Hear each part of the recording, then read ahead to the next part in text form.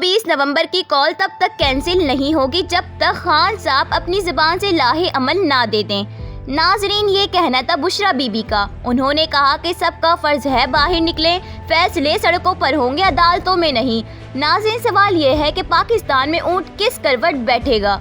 अभी तक की इतला के मुताबिक कप्तान को 24 नवंबर के हवाले से रोका जा रहा है और मशवरा दिया जा रहा है कि अवाम का इस दिन बाहर निकलना मुमकिन नहीं होगा, जब खुद PTI लीडरशिप भी इस हवाले से खास दिलचस्पी जाहिर नहीं कर रही।